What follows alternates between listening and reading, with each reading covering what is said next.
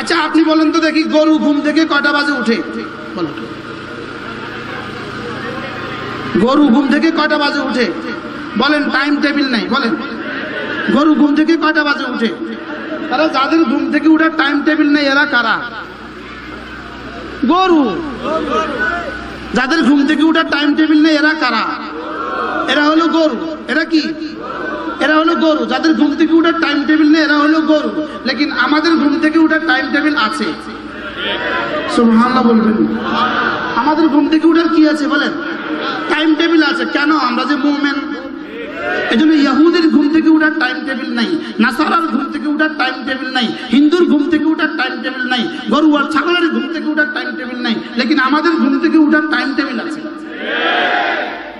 কি দেখেন, গরু কিন্তু ঘুম থেকে উঠে দুই প্রয়োজনে, আউটের প্রয়োজনে আর ইনের প্রয়োজনে। গরু ঘুম থেকে উঠে কয় দরকারে? খাওয়ার প্রয়োজনে অথবা বাথরুমের প্রয়োজনে। কোনোদিন গরু শুয়ে শুয়ে বাথরুম করে না। গরু কি কোনো বলদে কিন্তু বসে পেশাব করে না। জিও কয় না, নাও কয়। কি বলছি বলেন? জোরে বলেন। পৃথিবীর কোনো বলদ বসে পেশাব করে না, বলেন। আর পৃথিবীর কোনো মুমিন দাঁড়িয়ে পেশাব করে না। সুবহানাল্লাহ বলেন। বলদে বসে পেশাব করে না, দাঁড়িয়ে পেশাব করে। তো যারা দাঁড়িয়ে পেশাব করে এরা কি মানুষ না বলদ? তাহলে ঘুম থেকে উঠে কখন? বলদে ঘুম থেকে উঠে কখন? কয় দরকারে উঠে? কি কি?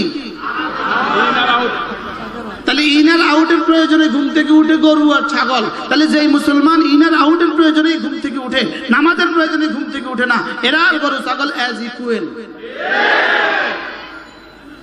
আমি কি করতাম? আমার কথা কোন দিকে যা আমি বুঝতেছি। আমি কি করতাম? কি তাহলে আপনি আর আমি ঘুম থেকে উঠবো কয়টা বাজে? আরেকজন অ্যাডভান্স কথা, তাহাজ্জুদের সময়। ফজর পড়ে না, হইতেছে তাহাজ্জুদের ওয়াজ। আকিমিস সালাতা তারাফাইন নাহার ওয়া যুলাফান মিনাল লাইল فسبح بحمد ربك قبل طلوع الشمس وقبل غروبها ومن آناء الليل فسبح وأطراف النهار لعلك ترضى رب العالمين বলেন, সূর্য ওঠার আগে পড়ো 2 রাকাত নামাজ, সূর্য ডুবার আগে পড়ো 4 রাকাত নামাজ, সূর্য ডুবার পরে আবার পড়ো 3 রাকাত নামাজ, আবার রাতের বেলায় পড়ো 4 রাকাত নামাজ, আবার দুপুর বেলায় পড়ো, আবার সকাল সাজে পড়ো। রব্বুল আলামিন বলেন, 5 বার যদি তুমি নামাজে হাজিরা দিতে পারো, আমি রব কথা দিলাম, লাআল্লাকা তারদা, আমি তোমাকে খুশি করে ছাড়বো। আমি তোমাকে কি করে ছাড়বো? বাদশা যদি খুশি করে দেয় তো কি দেয় বলেন? বাদশার শান মতে। বাদশা যদি খুশি করে দেয় তাহলে কি দেয়? তো রব যদি খুশি করে দেন তো কি দিবেন? আর রবের শানের আকাল্লে মিকদার, রবের শানের সর্বনিম্ন পরিমাণ 10 দুনিয়া বরাবর জান্নাত। কি হয়? তাহলে রব আমাদেরকে খুশি করে দিতে চাচ্ছেন। সুবহানাল্লাহ বলেন। তাহলে খুশি করে দিতে আমাকে কি লাগবে? নামাজ লাগবে। কি লাগবে বলেন? আমাকে নামাজ লাগবে। নামাজের জন্যই আমাকে বানিয়েছেন। সুবহানাল্লাহ বলেন। রব আমাকে বানিয়েছেন কেন বলেন? নামাজের জন্যই আমাকে বানিয়েছেন। এজন্য হযরত মাওলানা তারেক জামিল বড় সুন্দর করে বলেন, তিনি বলেন যে পৃথিবীর কোনো ইহুদি নামাজ পড়তেই পারে না, পৃথিবীর কোনো নাসারা নামাজ পড়তেই পারে না, পৃথিবীর কোনো হিন্দু নামাজ পড়তেই পারে না, ভান্ডারি নামাজ পড়তেই পারে না, আলে কোরআন নামাজ পড়তেই পারে না। বলেন, এরা কি নামাজ পড়তেই পারে না? বলে এরা নামাজ পড়তে পারে না। দুনিয়ার কোনো বেঈমান নামাজ পড়তে পারে না। আর তিনি বলেন যে দুনিয়ার কোনো মুমিন নামাজ ছাড়তে পারে না। কি হয় বলেন? বেঈমান কোনটা পারে না? নামাজ। এটা হিন্দুকে 10 লাখ টাকা দিয়ে বলেন 10 লাখ টাকা দিব 2 রাকাত নামাজ পড়ে দেখাও, পারবে না। লেকিন 50 টাকা দিলে রোজা রাখতে পারবে, রোজা রাখতে পারবে। ফজরের আগে খাইলো, ইফতারের সময় খাইলো। এই জন্য দেখবেন সামনে রোজা আসতেছে, ইফতারের সময় দোকানে ভিড়ের অভাব নাই, কিন্তু মসজিদে মুসল্লি নাই। ইফতার কেন খায় জানেন? রোজা না রাখার এক গুনাহ করছি, ইফতার না খায় কি কাফের হমু? এরকম এই দেশে আছে না নাই বলেন না? হ্যাঁ, ইফতার পার্টি যারা দেয়, যারা ইফতার পার্টি দেয় বাংলাদেশে, বাংলাদেশের সব দফতরে সব অফিসে ইফতার পার্টি হয় কিনা? জোরে কর না। ইফতার পার্টি হয় কিনা? ইফতার পার্টি হইতে পারে, ফজরের পার্টি হইতে পারে না? কি হয়? কি পার্টি হয়? যে ইফতারে যদি খানার ব্যবস্থা না থাকতো তো দেখা যায় তো ইফতার পার্টি কেমন হয়। কি তাইলে তো দেখা যায় ইফতার পার্টি কেমন হয়। বাস্তব না বাস্তব বলেন? এই জন্য এদের ইফতার ইফতার না বলেন, এই ইফতার ইফতার না বলেন, এই ইফতার কি না, এই ইফতার ইফতার না। বারবার কথা আমার দূরে চলে গেছে। গরু আর ছাগল ঘুম থেকে উঠে কখন? এবার যারা ঘুম থেকে উঠে না এরা কারা? জোরে বলেন। তা আমি আর আপনি কি গরু ছাগল হয়ে কবরে যাব? না না, শুধু গরু ছাগল না। একটু আগে বয়ান ছিল কোথায়? আগারগাঁও না? আমি ওখানে বলছি কবর কবর তিন কবর। বলেন কবর কবর কয় কবর? আবার বলেন কবর কবর কয় কবর? পৃথিবীতে যত কবর আছে, যত জানোয়ার আছে, আপনি দেখে দেখবেন আমাদের দেশে কিছু মানুষ একটা আয়াত পারে, পৃথিবীর আর কিছু সে পারে না, শুধু একটা আয়াতের অংশ পারে, সেটা হলো কুল্লু নাফসিন যায়কাতুল মউত।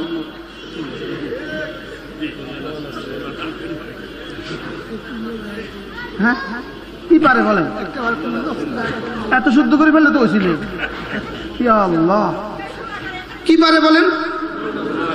কেমনে পড়ে? ম্যান ইজ মর্টেল, নিশ্চয়ই মানুষ মরণশীল। আগেরটা পড়ছে কেমনে?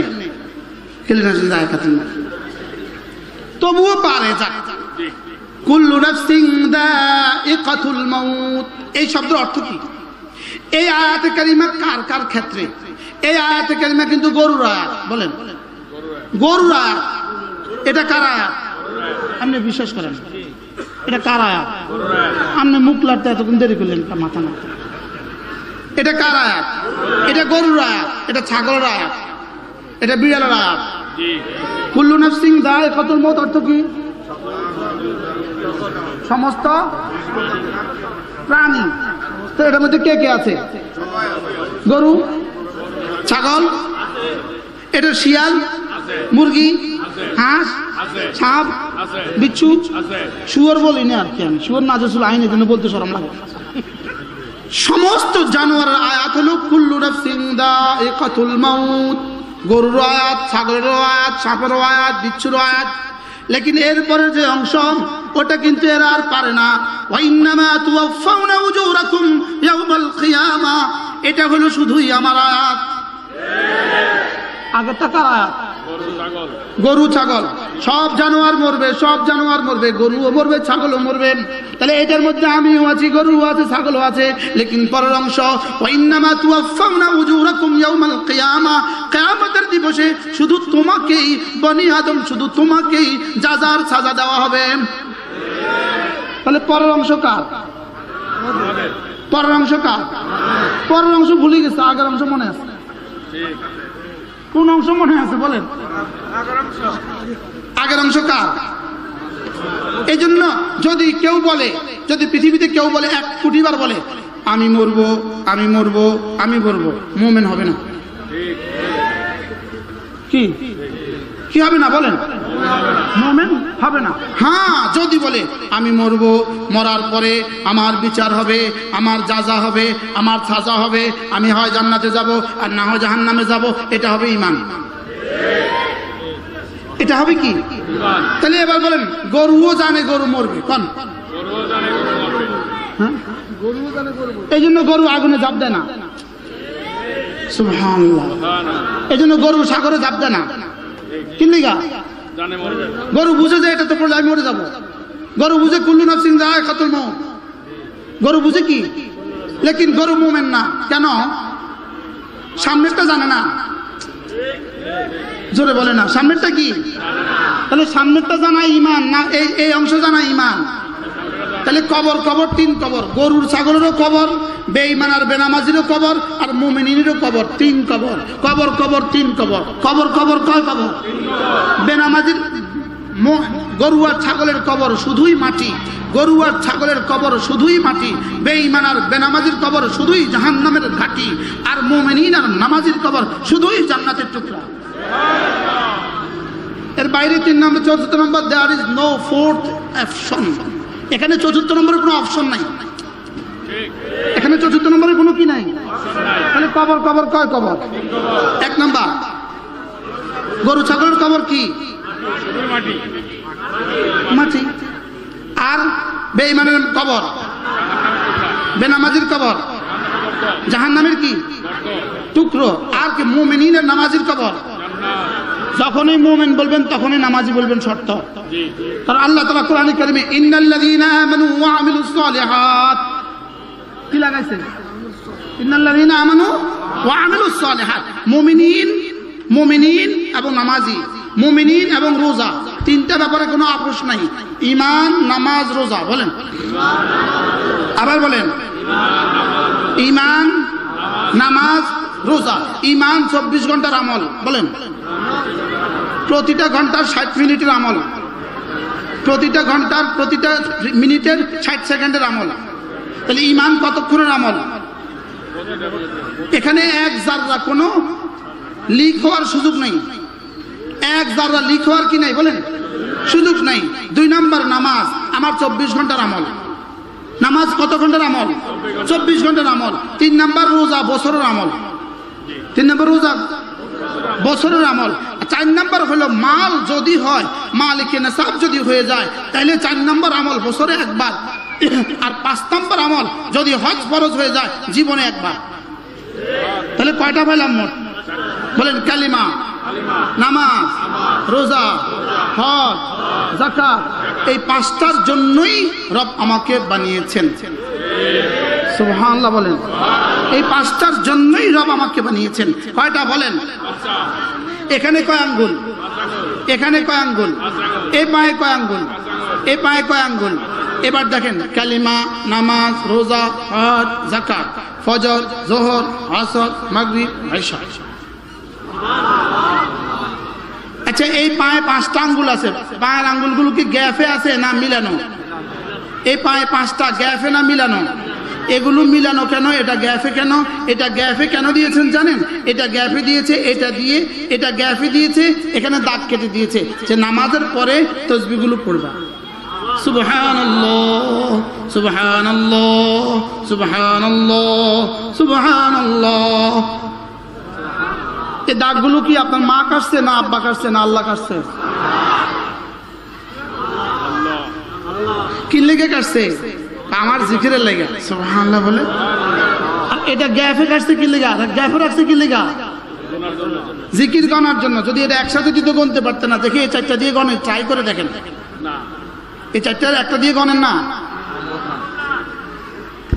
প্র্যাকটিস করেন। সম্ভব না, এই 4টা দিয়ে গণা যাচ্ছে না। এটা গ্যাপে দিলেন কেন?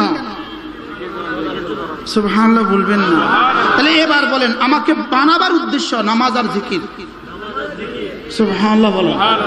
আমাকে বানাবার উদ্দেশ্য কি? নামাজ আর জিকির। ঈমান 24 ঘন্টার জিন্দেগি, নামাজ 24 ঘন্টা 5 বার, জিকির সাধ্যে গুলা যতবার। সুবহানাল্লাহ বলেন। এই জন্য জিকির হিসাব করে দেয় নাই। জিকির কি দেয় নাই বলেন? জিকির রেখে দিয়েছে, তোমার এখতিয়ারে দিয়ে দিলাম, এটা তুমি কতক্ষণ করবা? সাধ্যে গুলা যতক্ষণ। বলেন ঈমান কতক্ষণ? অক্সিজেন আছে যতক্ষণ। বলেন নামাজ কতক্ষণ? 24 ঘন্টা 5 বার। এবার জিকির কতক্ষণ?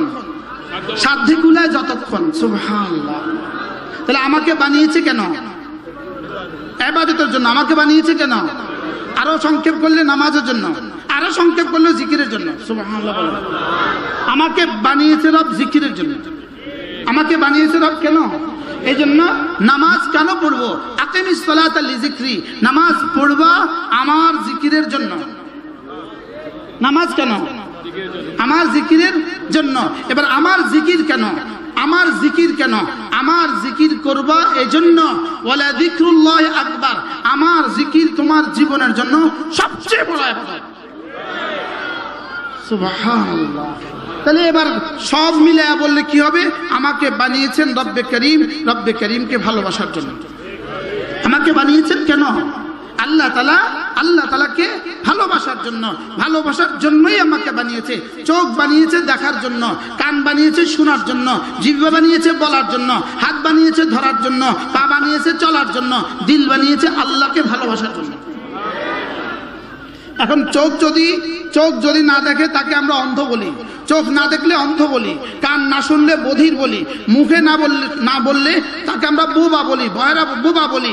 এবার দিলে যদি ভালো না বাসে, বেঈমান ভালোবাসে না, কাফের, মুমিন ভালো না বাসলে ফাসিক। কি আল্লাহ আমাদেরকে বোঝা মানা সহজ করে দেন। আপনাদের এই ইন্তেশার, বিক্ষিপ্ততা, আমারও সময়ের সংক্ষিপ্ততা, আমি অল্প সময় আপনাদের সামনে দু চারটা কথা আরজ করেছি। আমার রব আমাকে বানিয়েছেন নামাজের জন্য, আমার রব আমাকে বানিয়েছেন রোজার জন্য। বাকি জীবনের সব কাজ কেন করব? এগুলোর সহযোগিতার জন্য। সুবহানাল্লাহ। এখন কি আমি সহযোগিতার মধ্যেই ব্যস্ত থাকবো, নাকি সহযোগিতার ফাঁকে ফাঁকে উদ্দেশ্য করব? সহযোগিতার মাঝে মাঝে কি করব? আল্লাহ আমাদেরকে মেহেরবানি করে কথাগুলো বোঝা মানা সহজ করে দেন। সকলে বলি আমিন। যেহেতু আমরা এতগুলো, আল্লাহ তাআলা আমাদেরকে বানালেন কেন? আল্লাহ তাআলা আমাদেরকে বানিয়েছেন শুধুই তার ইবাদতের জন্য। শুধুই কেন বলেন? শুধুই ইবাদতের জন্য।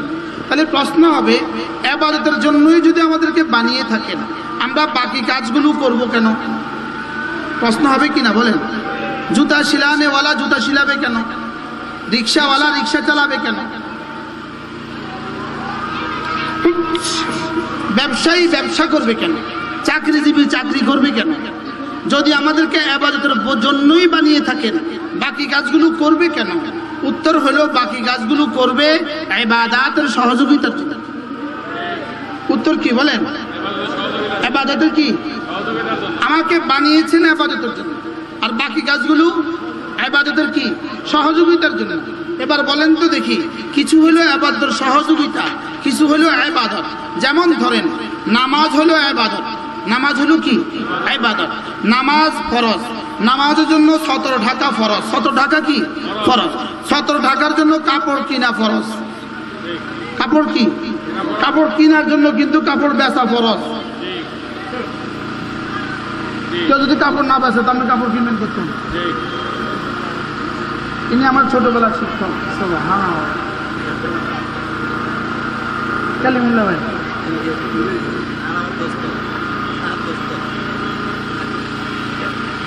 এখন যদি দর্জি যদি কাপড় না বানায়, তাহলে আপনি কাপড় বানাবেন কিভাবে? আচ্ছা, যদি কাপড় বানাবার ফ্যাক্টরি না হয়, তো আপনার কি অবস্থা হবে? বুঝেন নাই কথা? তাহলে বোঝা গেছে নামাজ ফরজ, এই জন্য সতর ঢাকা ফরজ। এই জন্য গরুর কিন্তু সতর ঢাকা ফরজ ন, কিনলে নামাজ দে ফরজ ন।